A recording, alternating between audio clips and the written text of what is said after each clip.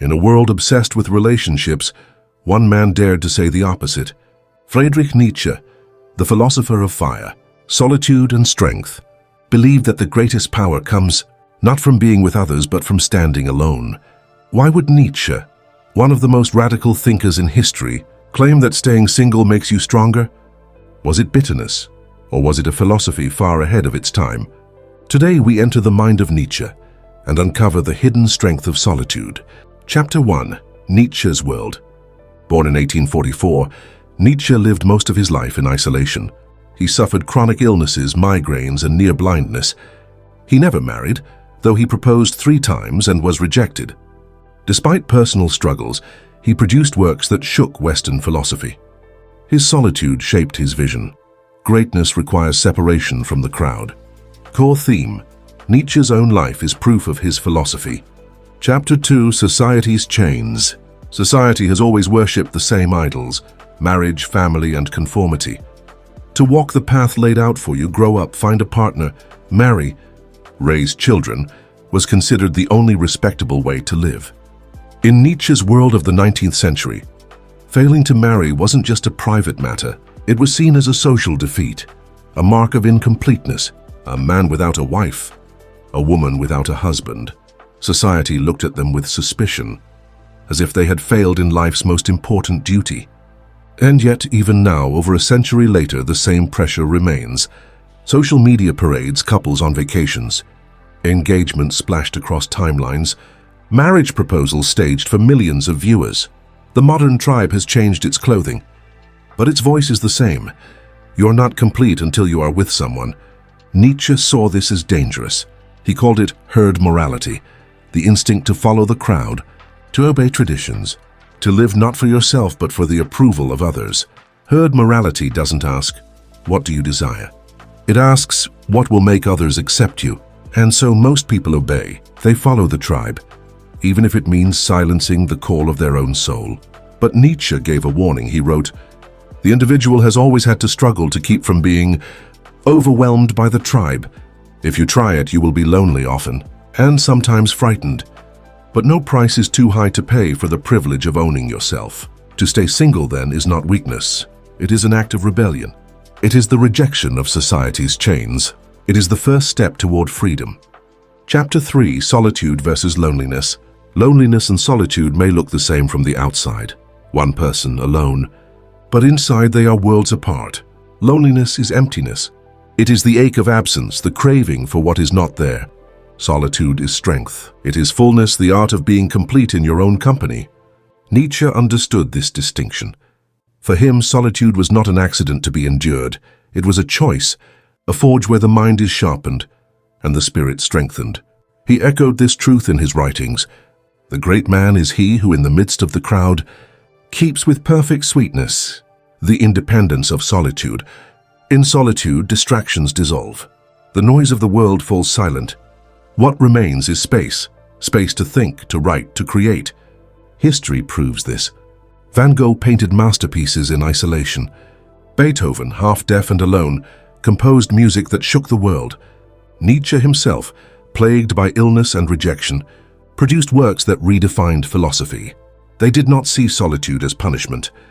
They saw it as soil, dark, quiet, and fertile, where ideas grow. To stay single, then, is not a wound. It is not a mark of failure. It is a conscious decision to walk the harder path, the higher path. It is the choice to embrace solitude not as loneliness, but as the birthplace of greatness. Chapter 4. Relationships versus growth. Nietzsche was not against love. He saw its beauty, its fire, its power. But he also saw its danger. He warned of dependency, the subtle trap where love stops being uplifting and starts becoming a crutch. When two people lean on each other too heavily, individuality dissolves and growth halts. For Nietzsche, the highest calling of life was not comfort, but self-overcoming, the endless struggle to become stronger, wiser, freer. And relationships, when entered without purpose, often stand in the way of that struggle. He reminded us, he who has a why to live can bear almost any how. Purpose first, then companionship. Without a purpose, love risks becoming escapism, a way to avoid facing the self. Instead of asking, who am I becoming? Many ask, who will complete me? But Nietzsche argued, No one can complete you. You must complete yourself. Modern psychology echoes this truth. Research shows that periods of singlehood often bring the most growth, new skills, stronger independence, deeper self-knowledge.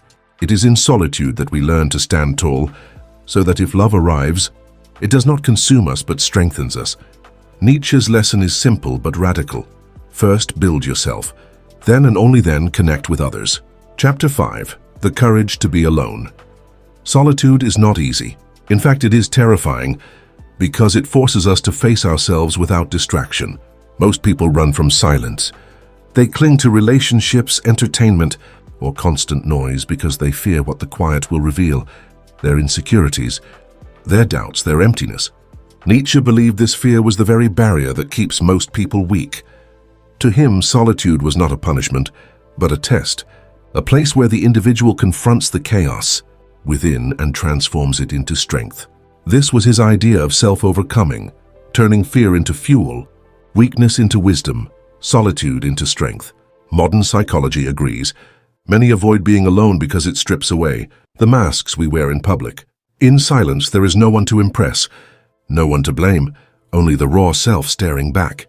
Yet it is in that confrontation that true freedom begins. To master solitude is to discover that you do not need validation, permission, or approval to exist. You become whole within yourself. And from that wholeness you can create, love, and live more authentically. Nietzsche once said, "I go to solitude to become who I must be." That is the courage of being alone, not isolation for its own sake, but as the seed of greatness. Only when you can stand alone, fearless, and unshaken, can you truly stand with others. Chapter 6. Love, Desire, and Power. Nietzsche did not reject love. He saw it as one of the most powerful forces in human life, powerful enough to lift us higher, but also strong enough to pull us into ruin. For Nietzsche, passion was a double-edged sword. Love could inspire art, courage, and creation, but it could also consume the self, eroding individuality until one dissolves into dependency. This is why he warned, true love must not be about losing oneself, but about challenging one another to rise higher. Love in its most authentic form should not weaken, it should demand greatness.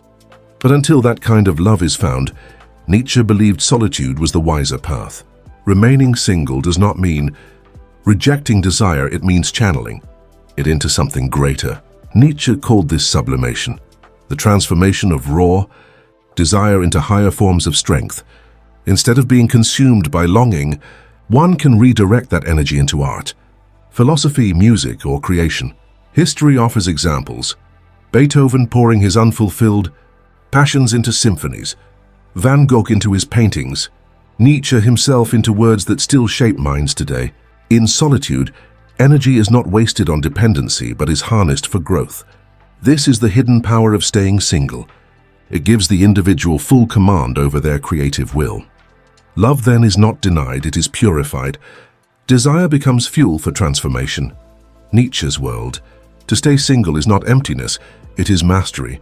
It is proof that the strongest form of love begins not with another, but with the self. Chapter 7. Building the Self. Nietzsche gave one of the most powerful commands in philosophy. Become who you are. For him, solitude was not emptiness. It was training, a discipline for the soul. Only in silence, away from the noise of the crowd, can a person truly hear their inner voice. Greatness, Nietzsche argued, does not come from comfort or distraction. It comes from deliberate solitude, from time spent in reflection, writing, reading, and even the cultivation of the body. Physical mastery, mental clarity, and spiritual strength are all born from the same place, the courage to stand alone. Suffering, too, was essential. Nietzsche believed pain was not an enemy but a teacher. To avoid suffering is to avoid growth. Struggle is the forge where the strongest spirits are tempered. In solitude, pain is not hidden by companionship. It is faced, wrestled with, and ultimately transformed into strength. This is why he saw singlehood not as a lack, but as a form of discipline. It is the space in which the individual can refine their thoughts, their habits, and their purpose. Daily practices matter. Journaling to confront the self, reading and philosophy to sharpen the mind, walking and physical health to strengthen the body. All of these are acts of becoming, rituals of transformation that solitude allows. To Nietzsche, solitude was not an escape. It was preparation, a training ground where the individual becomes sharper, stronger, and truer to themselves. In the stillness of being single, one does not lose, they build. And what they build is the most important creation of all, the self. Chapter 8. Freedom and the Übermensch.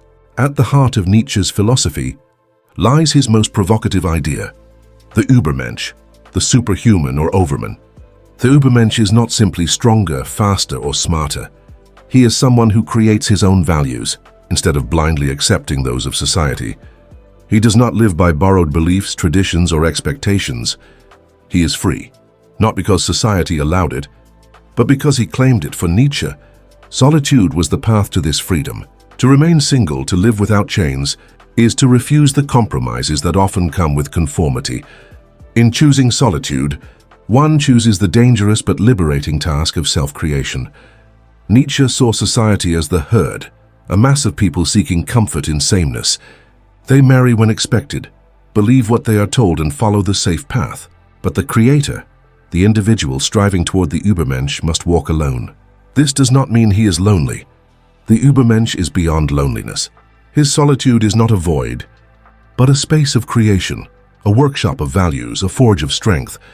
To live as the Übermensch is to accept solitude as the price of freedom. It is to reject the herd's chains and walk into the unknown with courage. Nietzsche's challenge is not for the faint of heart. It is a call to transform solitude into power, independence into freedom, and selfhood into greatness. Chapter 9. Nietzsche's lesson for today. Why does Nietzsche matter in the age of dating apps, social media, and constant validation? Because the pressures he warned against have only grown louder. Today, society glorifies relationships not just through tradition, but through the endless highlight reels of Instagram, TikTok, and online culture. If you're single, the world tells you you're incomplete. This is simply the herd morality Nietzsche described, only now it's digital. Nietzsche's philosophy cuts through this noise. To stay single is not weakness. It is rebellion. It is saying, I will not measure my worth by likes, partners, or public approval. I will define it myself. By choosing solitude, we reclaim the most precious resources of all: time, energy, and creativity. Instead of pouring yourself into the endless chase for validation, you channel it inward into art, learning, health, and growth. Modern psychology echoes Nietzsche's vision. Self-actualization, or the process of becoming the fullest version of yourself, often happens outside of relationships. Studies show that people who spend time single tend to develop greater independence, stronger coping skills, and deeper creativity. Nietzsche's timeless lesson is simple. Before you can love others, you must first stand alone. To skip this step is to risk losing yourself in the crowd. But to embrace it is to discover a power that no rejection, no loneliness, no expectation can ever take away.